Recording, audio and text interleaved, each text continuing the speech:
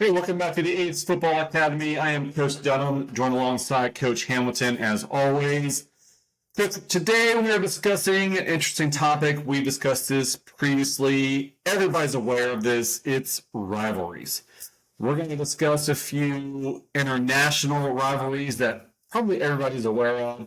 A few interesting ones that maybe you want to look into. I wasn't aware of. We weren't aware of. So the first question that we're going to have here is, what is a rivalry? So there are ways to describe a rivalry. It could be a derby. If you live in England, you're going to call it a derby. Right. It's just a British dialect of saying derby. So basically, some of the factors that go into a rivalry or a derby is going to be the location. You know, people are either in the same city, they're in the same country, or something connects them with history. You know, you got Liverpool, Manchester United that have, I think, the most league titles of all of the English Premier League, so they're a rivalry because of that history between the two teams. Then you have quality of play. And one of the first rivalries talk about is going to be about quality of play. And really, sometimes rivalries just, it ramps up to another level. Yeah, absolutely. And, you know, it could be the fans don't like each other, the players don't like each other, the coaches don't like each other. Maybe it's a combination of all of those.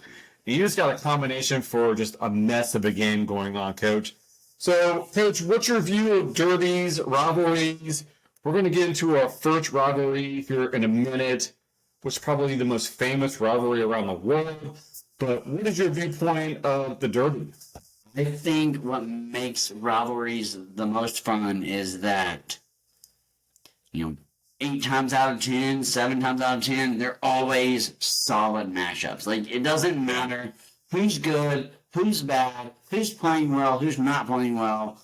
They're always just highly contested. You and I know that from multiple years at the high school level, where you win the regular season game 3 or 5, 6 to 0, and then you in the championship district final, and you're struggling to get a 1-0 win. So I think that's what makes rivalries, is that despite who's playing, despite the talent on the field, I guess I should say, despite the day of the week or anything like that, it's just, we cannot lose to this team, right? Yeah. Yeah, we might be the worst team on the field, but we can't lose to them. Yeah. So figure out a way to get down. Or if we're the best team, and we know we're the best team, we might win a championship, but we can't lose in the regular season to that team. And I think that's what makes it fun for players, coaches, fans, everybody, is that they all know, hey, we can't lose this game. Regardless of what happens the rest of the year, we can't lose this game. And I think you have a conversation before where we say, I don't care what happens the rest of the season, as long as we win this game. Absolutely. No question about it, Coach. So let's get into our first rivalry. Probably the most famous around the world is El Clasico. It is FC Barcelona and Real Madrid. What soccer player, soccer parent isn't aware of these two teams? If I'm not mistaken, they are number 1 and number 2 as far as profitability and, value as far as monetary value goes. And 1 and 2, Barcelona and Madrid, they just blow everybody out of the waters. And when this game gets played, they blew everybody out of the way in terms of money, star power, just the players on these rosters. There's the social political turmoil between the two cities. They're both in Spain. I don't know the last time that La Liga didn't have a winner other than Barcelona or Real Madrid. Right. So that digs into more of the rivalry between these two teams. History is rooted in politics. In the region of Spain in which Barcelona, the city, and the football reside, they vie for independence during the Spanish Civil War. Real Madrid representing the Spanish nationalism, while Barcelona is more representing the Catalan nationalism. So they have some political views between the two cities. There's a history involved here as well. But coach, there's no question. If you're not aware of what El Clasico is, I'm not sure what planet you've been living on. Well, and I think a lot of that goes to the players that they've had participating in these The events. star players. Yeah, so you've had Messi, you've had Ronaldo, you've had Benzema, right? Benzema. You know, Luis Suarez. You've had all these players From that history, going back. So Ronaldinho, that's Ronaldo. it is definitely a ton of fun. I just pulled up some quick stats, and it is Wikipedia, so take that for what it's worth. But you know, they have just so. I think the overall the losses, that would be a fun stat that we should probably add.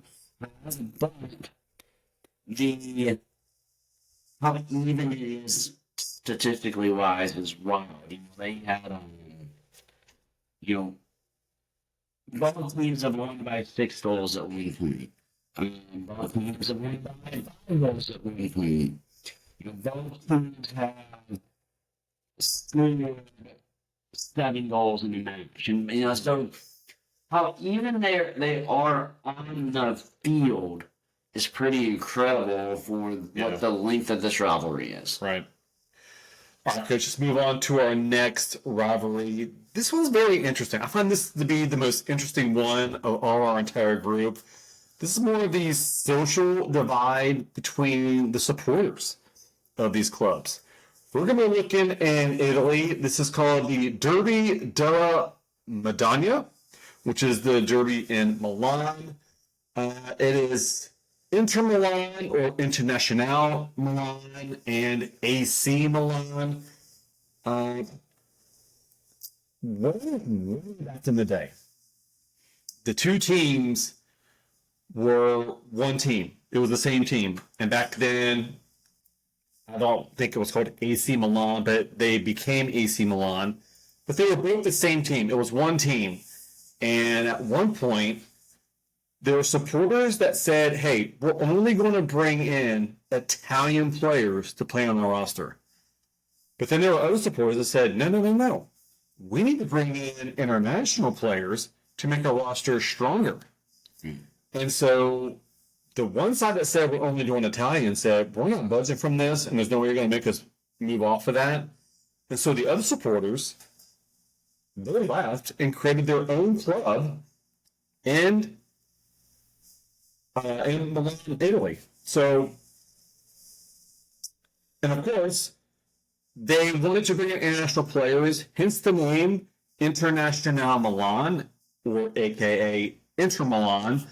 They wanted to bring in international players, which is how the name came about. And so that rivalry goes back, way back in history, where it was the same team, but the view of how to run the team changed how they decided to go forward. And they said, you know what?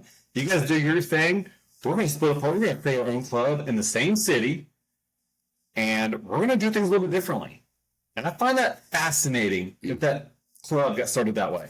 Well, and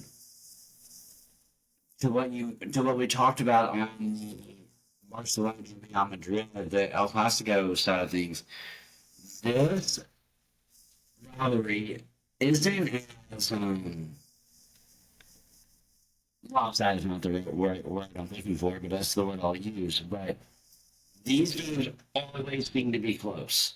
Of course, yeah. You know, the last 6 matches, Milan 6 matches, A.C. Milan 6 matches from 11 and 1913, 1946 to 1948. Inter is actually they won 6 matches in a row from 23 to 24. So you can just see how there's no dominance here, right? That it goes back and forth. They last played not too long ago, back in September, and Inter AC Milan won 2-1 over Inter. So it makes it. I think it makes it a lot of fun. It stops that winning streak for Inter at 6 games. So that is where we are with that win streak. But I think what we try to do this on this podcast, but the derby for what we're talking about here comes from the statue of the Virgin Mary. That's where it comes from, Right. in Milan. And so I think it's very interesting that both of these teams developed from that. And as you mentioned, it became, hey, we're going to host these players and you can have all the other ones. Right. So it's interesting. It's a lot of fun. Maybe, and we're going to talk about a couple others, and of course El Clasico. I don't want to downgrade El Clasico. It's clearly the top rivalry in football. Right. But when it comes to competitiveness on the soccer field, when it comes to wins and losses and draws, this Milan derby isn't far behind El Clasico. What's even more interesting about this is the two teams have historically shared the same home stadium. Right. They have always shared the San Siro Stadium as each team's home stadium, and that just adds to the rivalry. So not only are they rivals, they're in the same home stadium. The tightness of that community. So you can be living next door to an Inter fan, and on the other side of you is an AC Milan fan. So you're stuck in the middle of this feud going on of the supporters between the two clubs. So I find this whole rivalry here between Inter Milan and AC Milan to be fascinating. Coach, back in the day, AC Milan's original name was the Milan Cricket and Football Club. Love it. Which over time turned into AC Milan. Again, the history on this is just bonkers. We all know the history of Italy goes back centuries, but the idea of splitting from one team to create your own team, but still playing in your original stadium, it blows my mind. Yeah. Well, and we kind of see that some here with our New York football team, our New York American football team. Yeah, good point. Things like that. So I always give a lot of credit to my team managers for scheduling around my two teams. So could you imagine having to schedule professional matches where I'm sure they do, I don't know, probably not in soccer, but you're having to redo end zones, you're having to redo plays along the end of the sideline, and it's pretty wild. This is, so many good players have come. I mentioned this in the other one. I mean, again, I'm not. El Clasico is the rivalry, right? If I asked you, hey, what rivalry would you like to go watch in person? You would say El Clasico. Typically, yeah. But so many solid players come from this matchup as well. So it's a lot of fun. Clearly, as you have it ranked here, the second best rivalry that we're going to talk about. And that matchup originally started in 1909, so the history there was over 100 years. Could just move on to rivalry number 3. This is the oldest recorded rivalry.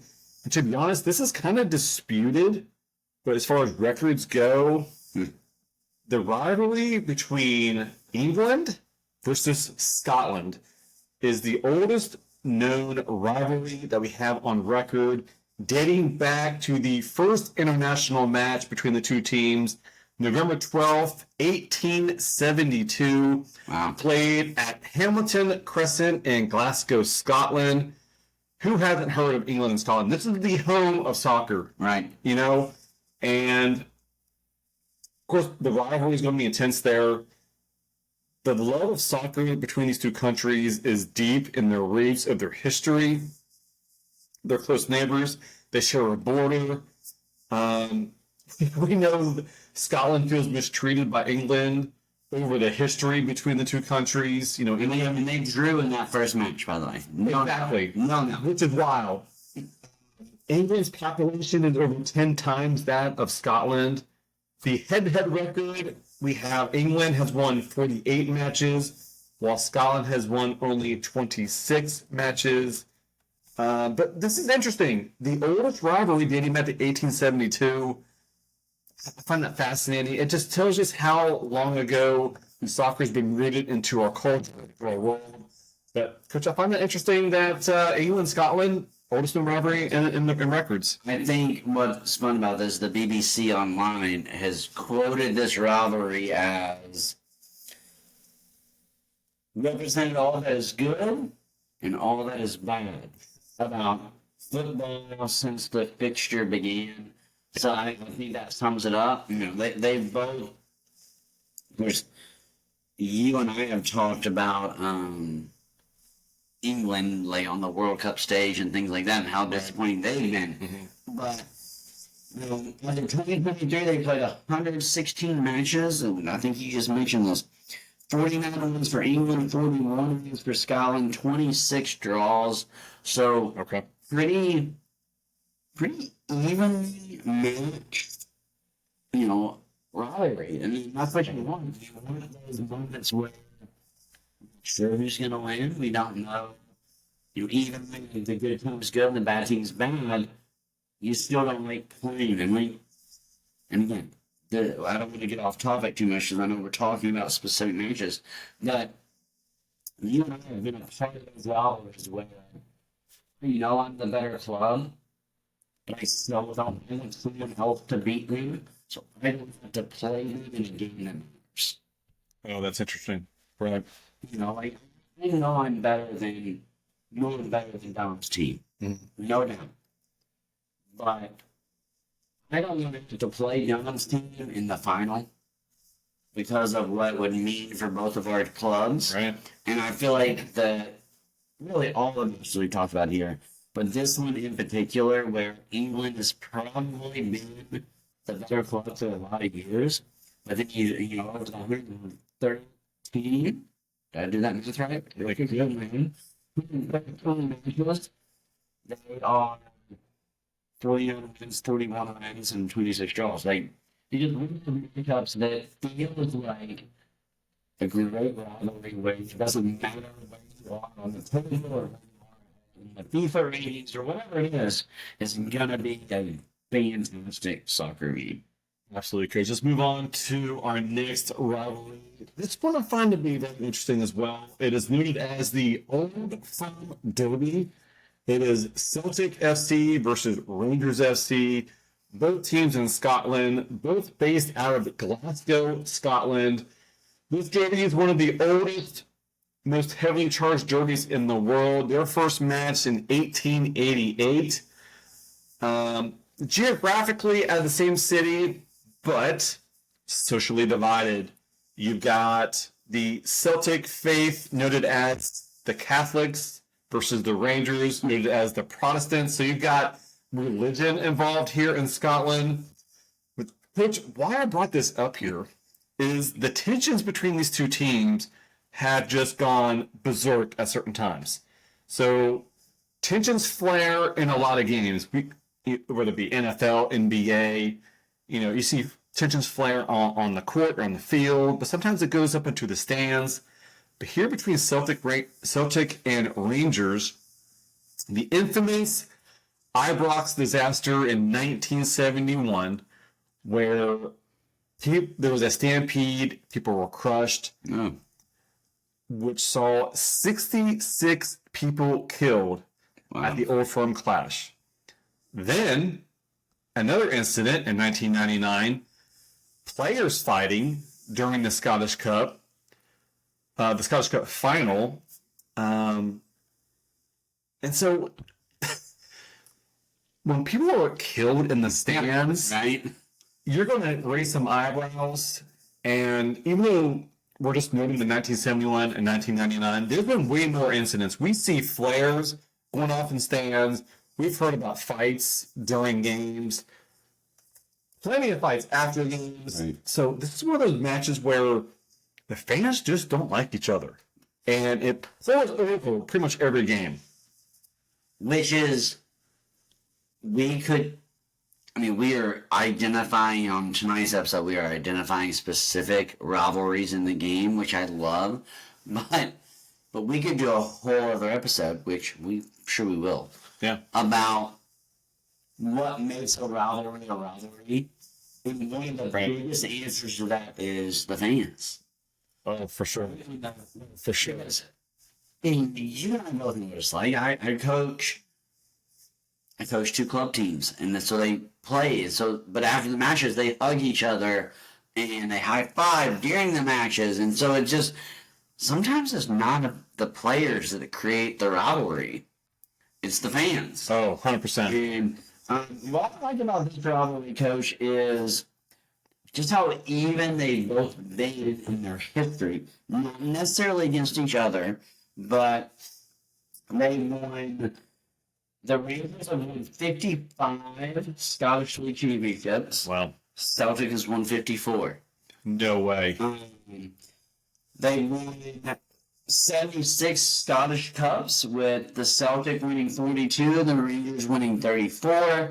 They won 49 Scottish League Cups, with the Rangers winning 28 and the Celtic winning 21. So they are, talent-wise and tournament-wise and finishing-wise, they're just right there neck and neck. So you know that has to add to the rivalry when these two teams meet.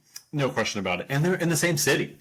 Yeah. So, like I said before, you have a neighbor rooting for Celtic. On the other side of you is another neighbor rooting for Rangers. It's one of those things where the tension is always there. I wonder if that. And this would be something that we'd have to do some research on, and maybe one of our listeners know a little bit more about this than we do. But, I have a brother-in-law who's from New York. Okay.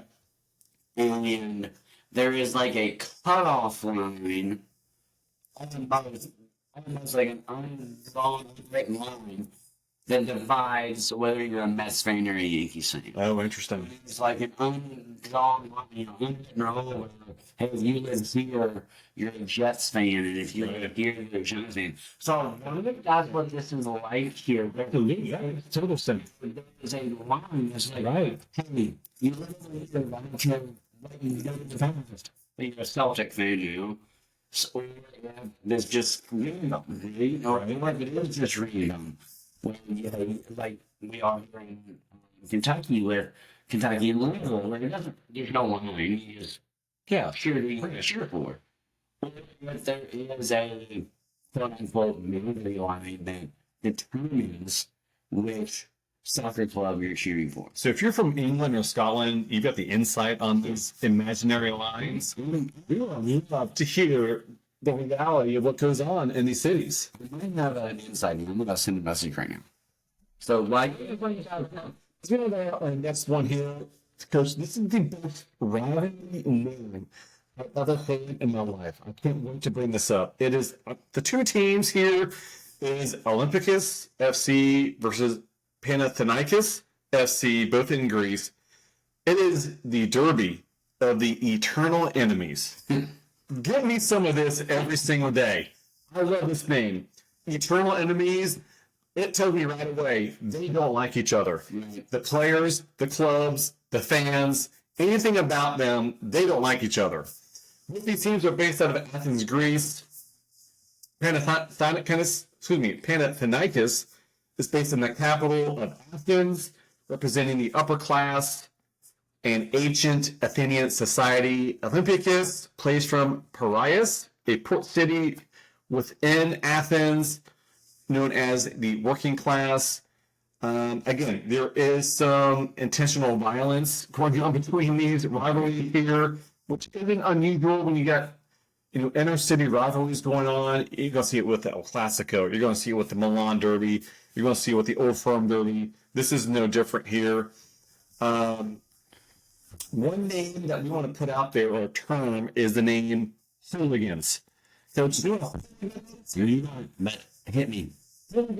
Basically, groups of people that support a certain club, they basically go out and just create chaos. They're going to start fights. They're going to pick on people from the other clubs. And they're just out to cause problems within the city. And let's be honest here, it's a problem in certain cities. You're going to see it in England, Scotland. Here, you're going to see it in Greece. But again, I love the name here, Coach. The Derby of the Eternal Enemies. Catch that in Athens, Greece. What you got here for me, Coach? Yeah, I mean, I had not heard about this rivalry until you brought it up to me, honestly. Yeah. So just kind of pulling it up now, it's another one of those long-standing rivalries. They first met in 1925. So they've been playing for a long time. Their latest match they drew, which makes it fun. Absolutely. 522 official matches. You know, mispronounce this so bad. Olympic Cup. Olympicus. 87 wins in those 220 matches. So, just a lot of fun. Again, this is what makes it fun, right? The top 10 Greek clubs where they don't like each other. I mean, probably mentioned, we don't want to condone fighting and we don't want to condone violence. For sure. But what I've noticed here, sometimes that's what makes it a rivalry, right? The people don't like each other. the most intense rivalries appear to be clubs within the same city. Yeah. And that makes total sense because, like I said before, multiple times, your neighbors could be rooting for different teams, and you're going to be in the middle of that chaos. And that tension is there year after year after year, and it just doesn't go away. Well, in Olympicus. they are the dominant club, right? They're the better club. Right. They've won maybe double the titles that Panathinaikos. Has won. So that also hurts your heart a little bit, right? Yeah. As a Panathinaikos whatever fan, like that hurts your heart a little bit, right? We can't beat that club. Like, they're right next door and we can't beat them. So whatever it suggests, coaching players, whatever. But I just intensifies that rivalry. I think the last one I talked about is one that's close to home for us. And the reason we're bringing that up is because it's our home kind of rivalry. It is You can have this one. I like it. FC Cincinnati versus the Columbus Crew of the MLS. It is the Hell is Real Derby. Coach, what's the history on the name Hell is Real? It's not as good as the Derby of Eternal Enemies. Yeah, it's not. It's still good. Fine. Maybe the second best. Hey, Derby, 100%. Hell is Real, and it stems from I'm one of Scott's correctly, but it's ultimately a religious billboard that is put up on the Interstate 75. 71 as well. That was 71, yes. So 71, so it just says hell is real. You know what I have? Yeah, things go ahead. You know exactly what it's talking about. Instead of we started talking about this rivalry, we started to do this episode, I didn't know that's where it came from. Which is wild. But it's from this religion. I mean, I don't want to downplay the religion side of it, but this rivalry has nothing to do with religion. That billboard is just a staple. It's wild. And there's multiple. To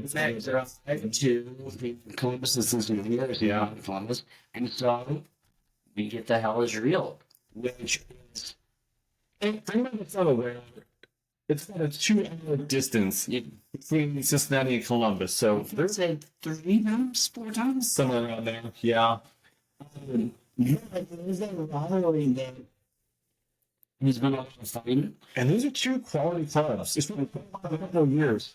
Couple of years is really smart Columbus beat FC Cincinnati in the semifinals last season. That's correct. Kind of an upset. Cincinnati was up 3-1, I think, at one point, or 2-0 at one point. It's 2-0, yeah. We lost 3-2. So it was a fun matchup that if you don't watch it for anything but the title, I'm okay with it.